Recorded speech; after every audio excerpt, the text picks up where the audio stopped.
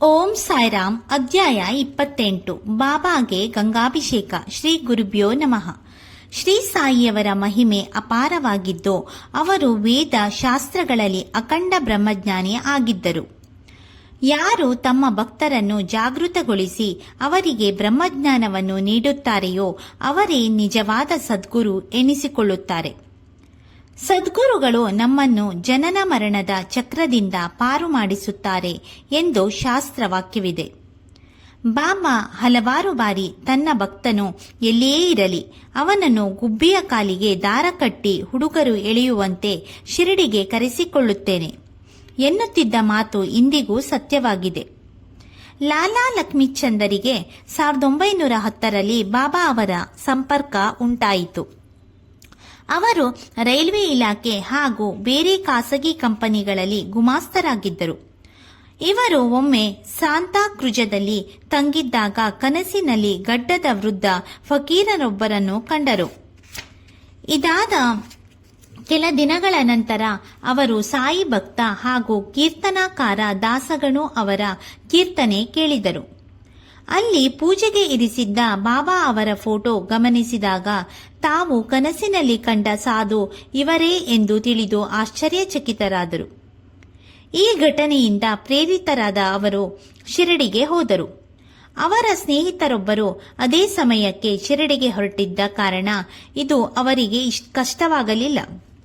ಆದರೆ ಅವರು ಈ ಪ್ರಯಾಣಕ್ಕಾಗಿ ತಮ್ಮ ಸೋದರನಿಂದ ಸಾಲ ತೆಗೆದುಕೊಂಡಿದ್ದರು. ರೈಲಿನಲ್ಲಿ ಅವರಿಗೆ ಶಿರಡಿ ಸಮೀಪದ ಹಳ್ಳಿಗೆ ಹೊರಟಿದ್ದ 4 ಮಹಮ್ಮದಿಯರು ಸಿಕ್ಕರು. ಅವರು ಸಾಯಿಬಾಬಾ ಒಬ್ಬ ಶ್ರೇಷ್ಠ ಮಹಾತ್ಮ ಎಂದರು. ಬಾಬಾ ಅವರಿಗೆ ಅರ್ಪಿಸಲು ತೆಗೆದುಕೊಳ್ಳಬೇಕೆಂದುಕೊಂಡಿದ್ದ ಮಾವಿನ ಹಣ್ಣುಗಳನ್ನು ಮರೆತರು. ಶಿರಡಿಯನ್ನು ಇನ್ನೇನು ತಲುಪಬೇಕು ಎನ್ನುವಾಗ ಲಕ್ಷ್ಮೀಚಂದರು ಹಣ್ಣು ಮಾರುವ ಮುದುಕಿಯೊಬ್ಬಳನ್ನು ಕಂಡರು. ಕೆಲವು ಹಣ್ಣುಗಳನ್ನು ಅವರು ಕೊಂಡರು.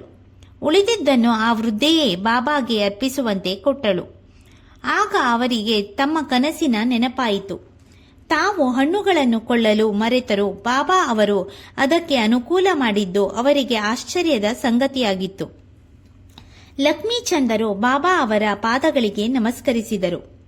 ಆಗ ಸಾಯಿಯವರು, ಅಯ್ಯ, ನೀನು ನನ್ನ ಬಗ್ಗೆ ಬೇರೆಯವರನ್ನು ಕೇಳುವ ಅಗತ್ಯ ಇತ್ತೇ? ಇಲ್ಲಿಗೆ ಮಾರವಾಡಿಯಿಂದ ಸಾಲ ಮಾಡಿ ಬರಬೇಕಾದ ಅಗತ್ಯವೇನಿತ್ತೋ ಎಂದು ಕೇಳಿದರು. ಲಕ್ಷ್ಮೀಚಂದರಿಗೆ ಬಾಬಾ ಅವರ ಸರ್ವಜ್ಞತ್ವದ ಬಗ್ಗೆ ತಿಳಿದು ಅಚ್ಚರಿಯಾಗಿತ್ತು. ಲಕ್ಷ್ಮೀಚಂದರು ಮಧ್ಯಾಹ್ನದ ಊಟಕ್ಕೆ ಕುಳಿತಾಗ ತಮ್ಮ ಭಕ್ತರೊಬ್ಬರು ಶೀರಾ ಅಂದರೆ ರವೆ ಸಜ್ಜಿಗೆ ನೀಡಿದರು. ಅದು ತಮಗೆ ಮತ್ತಷ್ಟು ಬೇಕು ಎನಿಸಿತು. ಅವರಿಗೆ ಮರುದಿನ ನೈವೇದ್ಯದ ವೇಳೆಯಲ್ಲಿ ಬಾಪು ಸಾಹೇಬರು ಏನು ತರಲಿ ಎಂದಾಗ ಬಾಬಾ ಶೀರಾ ಬರಲಿ ಎಂದರು. ಲಕ್ಷ್ಮೀಚಂದರಿಗೆ ಹಸಿವಾಗಿತ್ತು. ಬಾಬಾ ಅವರು, ಇದನ್ನು ತೆಗೆದುಕೋ, ನಿನ್ನ ಬೆನ್ನು ನೋವಿಗೆ ಇದೇ ಔಷಧ ಎಂದರು. ತಮ್ಮ ಮನಸ್ಸಿನಲ್ಲಿದ್ದ ಆಸೆಯನ್ನು ಈಡೇರಿಸಿದ ಬಾಬಾ ಅವರ ಮೇಲೆ ಅವರ ನಂಬುಗೆ ಮತ್ತಷ್ಟು ಹೆಚ್ಚಿತು. ಲಕ್ಷ್ಮೀಚಂದರು ಬಾಬಾ ಅವರ ಪಾದಗಳಿಗೆರಿಗೆ, ದೇವಾ, ನಾನೇ ಭಾಗ್ಯವಂತ, ನಿಮ್ಮ ದಯೆಯಿಂದ ನನ್ನ ಕ್ಲೇಶಗಳೆಲ್ಲವೂ ದೂರವಾಗಲಿ, ಸದಾ ನಿಮ್ಮ ನಾಮಸ್ಮರಣೆಯ ಯೋಗ ನನಗೆ ಸಿಗಲಿ ಎಂದು ಬೇಡಿ ಬಾಬಾ ಅವರ ಆಶೀರ್ವಾದ ಊದಿ ಪಡೆದು ತಮ್ಮ ಮನೆಗೆ ವಾಪಸ್ಸಾದರು. ಬ್ರಹ್ಮಾಪುರದ ಒಬ್ಬ ಹೆಂಗಸು ಬಾಬಾ ತಮ್ಮ ಮನೆಗೆ ಬಾಗಿಲಲ್ಲಿ ಭಿಕ್ಷೆಗೆ ಬಂದಿರುವ ಕನಸನ್ನು ಕಂಡಳು. ಅವಳು ಈ ಕನಸನ್ನು ತನ್ನ ಮನೆಯ ಮಂದಿಗೆ ಹೇಳಿದಳು. ಆಗ ಸಾಯಿ ಕೃಪೆ ಎಂಬಂತೆ ಆಕೆಯ ಪತಿಗೆ ಅಂಕೋಲಕ್ಕೆ ವರ್ಗವಾಯಿತು.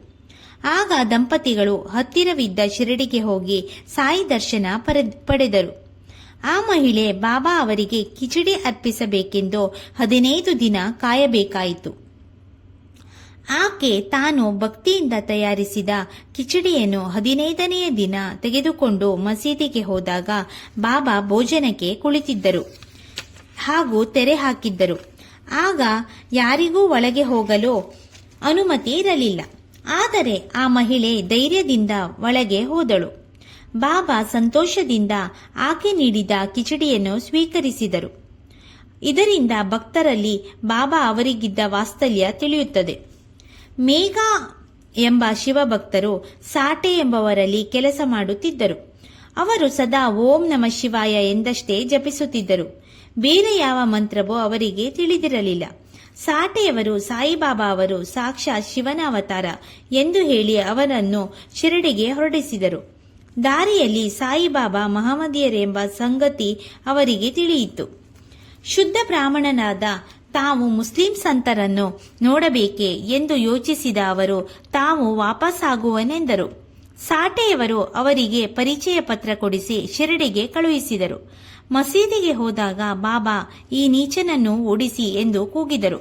ಇವನೊಬ್ಬ ಬ್ರಾಹ್ಮಣೋತ್ತಮನಂತೆ, ನನ್ನನ್ನು ನೋಡಿದರೆ ಇವನ ಜಾತಿ ಕೆಡುತ್ತದೆ, ಹೋಗು ಇಲ್ಲಿಂದ ಎಂದು ಕೋಪದಿಂದ ಹೇಳಿದರು. ಮೇಘಾಗೆ ತಮ್ಮ ಮನಸ್ಸಿನ ವಿಚಾರ ಬಯಲಾಯಿತೆಂದು ತಿಳಿದು ಆಶ್ಚರ್ಯವಾಯಿತು, ಭಯವೂ ಆಯಿತು. ಅವರು ಶಿರಡಿಯಲ್ಲೇ ಇದ್ದು ಬಾಬಾ ಅವರ ಸೇವೆ ಮಾಡಿದರು. ಆದರೂ ಅವರಿಗೆ ಶಾಂತಿ ದೊರೆಯಲಿಲ್ಲ. ನಂತರ ಮೇಘ ಅವರು ತ್ರಯಂಬಕಕ್ಕೆ ಹೋದರು. ಏನೂ ಪ್ರಯೋಜನವೆನಿಸಲಿಲ್ಲ. ಅಲ್ಲಿಂದ ಕೇಳ್ಕರರ ಸಲಹೆಯಂತೆ ಶಿರಡಿಗೆ ಬಂದು ಶರಣಾದರು. ಬಾಬಾ ಅವರ ಮೇಲೆ ಕೃಪೆ ಮಾಡಿದರು. ಮೇಘ ಅವರು ಬಾಬಾ ಅವರನ್ನು ಭಗವಾನ್ ಶಂಕರನೆಂದೇ ತಿಳಿದು ಪೂಜಿಸತೊಡಗಿದರು. ಶಿರಡಿಯ ಎಲ್ಲಾ ದೇವತೆಗಳಿಗೂ ಅವರು ಪೂಜೆ ಸಲ್ಲಿಸಿ ಮಸೀದಿಗೆ ಬಂದು ಬಾಬಾ ಅವರು ಪೂಜೆ ಮಾಡುತ್ತಿದ್ದರು. ಒಮ್ಮೆ ಅವರು ನೇರವಾಗಿ ಸಾಯಿನಾಥರಿದ್ದ ಮಸೀದಿಗೆ ಬಂದರು. ಬಾಬಾ ಮೊದಲು ಖಂಡೋಬಾ ಗುಡಿಗೆ ಹೋಗಿ ಬಾ ಎಂದು ಅವರನ್ನು ಕಳಿಸಿದರು. ಒಂದು ಮಕರ ಸಂಕ್ರಾಂತಿಯ ದಿನ ಮೇಘ ಅವರಿಗೆ ಸಾಯಿ ಅವರ ಮೈಗೆ ಶ್ರೀಗಂಧ ಲೇಪನ ಮಾಡಿ ಗಂಗಾ ಸ್ನಾನ ಮಾಡಿಸಬೇಕೆಂಬ ಆಸೆಯಾಯಿತು. ಬಾಬಾ ಇದಕ್ಕೊಪ್ಪಲಿಲ್ಲ. ಆದರೆ ನಂತರ ಒತ್ತಾಯದ ಮೇರೆಗೆ ಒಪ್ಪಿದರು. ಮೇಘ ದೂರದ ಗೋದಾವರಿಯಿಂದ ನೀರು ತಂದು ಬಾಬಾ ಅವರಿಗೆ ಸ್ನಾನಕ್ಕೆ ಸಿದ್ಧರಾಗಲು ಪ್ರಾರ್ಥಿಸಿದರು. ನಾನು ಫಕೀರ, ನನಗೇಕೆ ಗಂಗಾ ಸ್ನಾನ ಎಂದು ಬಾಬಾ ಹೇಳಿದರು. ಒಪ್ಪದ ಮೇಘ ಬಲಾತ್ಕರಿಸಿದರು. ಬಾಬಾ ಒಂದು ಹಲಗೆಯ ಮೇಲೆ ಕುಳಿತು ತಮ್ಮ ತಲೆಯನ್ನು ಮಾತ್ರ ಮುಂದೆ ಚಾಚಿ ನೀರು ಹಾಕು ಎಂದರು. ಮೇಘ ಅವರು ಆನಂದ ಪರವಶರಾಗಿ ನೀರನ್ನು ಬಾಬಾ ಅವರ ಮೈ ಮೇಲೆ ಸುರಿದರು.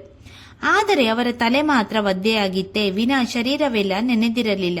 ಇದು ಅಚ್ಚರಿ ತಂದಿತು. ಮೇಘ 1 ವರ್ಷ ಬಾಬಾ ಅವರನ್ನು ಭಕ್ತಿಯಿಂದ ಸೇವಿಸಿದರು. ಒಮ್ಮೆ ಬೆಳಗಿನ ಜಾವ ಬಾಬಾ ಅವರಿಗೆ ಕಾಣಿಸಿಕೊಂಡು ತ್ರಿಶೂಲವನ್ನು ಬರೆ ಎಂದು ಹೇಳಿ ಅಕ್ಷತೆ ಎರಚಿದಂತೆ ಅನುಭವವಾಯಿತು. ಎಚ್ಚೆತ್ತಾಗ ಅಕ್ಷತೆ ಕಂಡಿತೆ ವಿನಾ ಬಾಬಾ ಇರಲಿಲ್ಲ. ಮಸೀದಿಗೆ ಹೋದಾಗ ಬಾಬಾ ಇದು ಕನಸಲ್ಲ, ನನ್ನ ಆಜ್ಞೆ ಎಂದು ನಸುನಕ್ಕರು. ಮೇಘ ಅವರು ಬಾಬಾ ಅವರ ಭಾವಚಿತ್ರದ ಮುಂದೆ ತ್ರಿಶೂಲ ಬರೆದರು. ಮರುದಿನ ಬಾಬಾ ಅವರಿಗೆ ಭಕ್ತರೊಬ್ಬರು ಶಿವನ ಪ್ರತಿಮೆ ನೀಡಿದರು. ಅದನ್ನು ಬಾಬಾ ಮೇಘಾಗೆ ನೀಡಿ ಇದನ್ನು ಕಾಪಾಡು ಎಂದರು. ನಂತರ ಶಿವಭಕ್ತರಾದ ಮೇಘ ಶ್ರದ್ಧೆಯಿಂದ ಪ್ರತಿಮೆಯನ್ನು ಪೂಜಿಸಿದರು. ಮೇಘ ಅವರು ಶಿರಡಿಯಲ್ಲಿ 1912ರಲ್ಲಿ ಸ್ವರ್ಗಸ್ಥರಾದರು. ಬಾಬಾ ಅವರು ತಮ್ಮ ಹಣದಲ್ಲಿ ಮೇಘ ಹೆಸರಲ್ಲಿ ಬ್ರಾಹ್ಮಣ ಸಂತರ್ಪಣೆ ನಡೆಸಿದರು. ಈತ ನನ್ನ ನಿಜವಾದ ಭಕ್ತನಾಗಿದ್ದ ಎಂದು ಹೇಳಿದ ಬಾಬಾ ಆತನಿಗೆ ಸದ್ಗತಿ ಕರುಣಿಸಿದರೆಂಬಲ್ಲಿಗೆ ಶ್ರೀ ಸಾಯಿ ಸಚ್ಚರಿತೆ 28ನೇ ಅಧ್ಯಾಯವು ಸಂಪೂರ್ಣವಾಯಿತು. ಓಂ ಶ್ರೀ ಸಾಯಿನಾಥಾಯ ನಮಃ.